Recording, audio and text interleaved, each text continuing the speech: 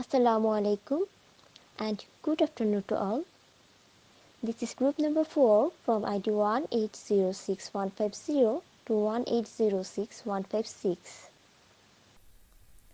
Today we are going to present a project about Tesla coil.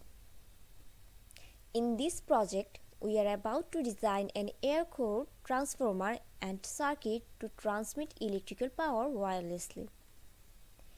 The expected outcome of this project is to light up a fluorescent bulb without any physical touch with power source.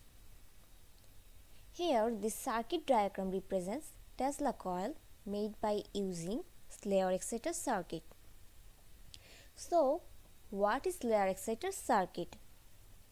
It is known as mini Tesla coil, which is basically an oscillator circuit with a step-up transformer at the collector of the transistor.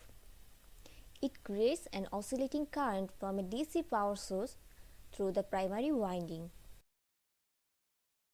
5 to 18 volts is fed to the circuit. A resistor R1 is placed before the base pin of the transistor in order to limit the amount of current passes through the base. Because if too much current is allowed into the base pin, the transistor can produce excessive heat and fail. One end of the secondary coil is connected to the base pin in order to feed it with oscillations. The base of the transistor is switched by the current through the resistor from the battery, closing the switch and allowing current to flow through the primary coil. When it induces a current in the secondary coil, a counter current turns off the transistor, thus opening the circuit for the cycle to begin again. Its frequency is self-regulating. This cycle repeats itself many times a second. The primary coil collapses when the electricity stops flowing through it. When this happens, the secondary coil picks up the magnetic field and converts it back to voltage, which gets stepped up to around 1000 volts in the process. The top load acts as a capacitor and increases the output from the secondary, causing the electrons in the air to become excited. Finally, the oscillations from the secondary coil are fed back into the transistor in order to tune or achieve maximum output from the layer exciter. Now I am going to introduce the required equipments for the project. Here is the list.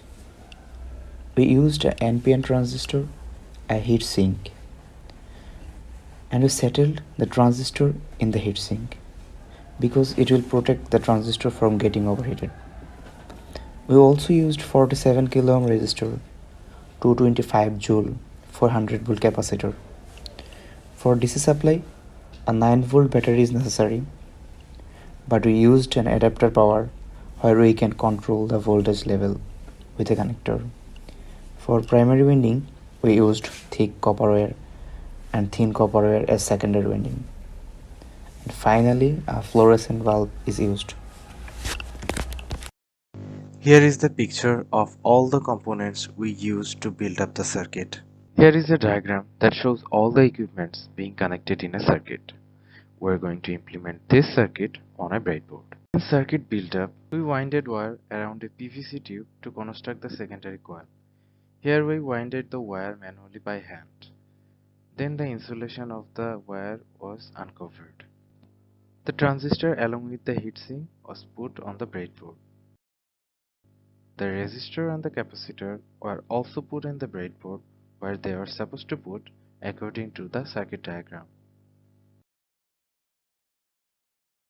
The rest work is to do to connect the coils with the circuit.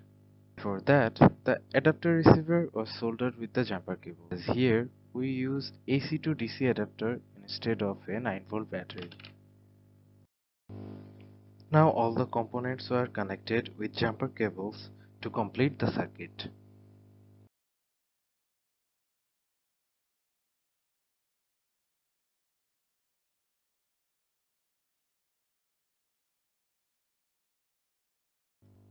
As the circuit is completed now, an adapter was connected to power up the circuit. This is a picture of the completely built up circuit.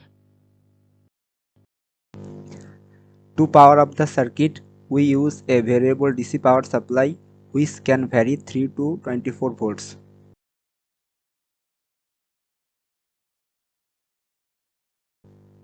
When we increase the voltage, we can see that the light gets brighter more and more. This is because voltage induced across the light more when we increase the DC power supply.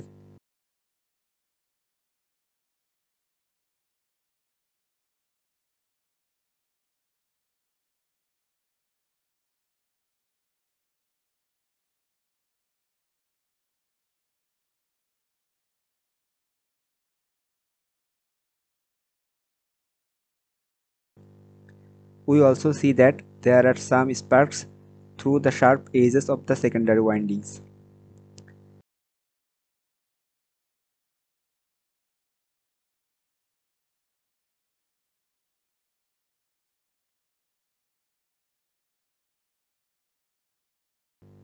There is also a noticeable thing that when we move away from the coil, we see that the light gets dim, and when the light close to the coil, it gets brighter more and more.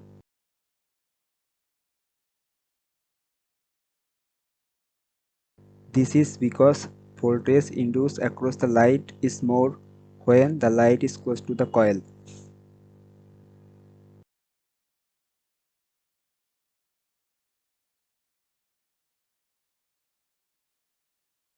Like all other electrical devices, Tesla coils also have some advantages and disadvantages. Let's discuss them. First, it shows increased performance.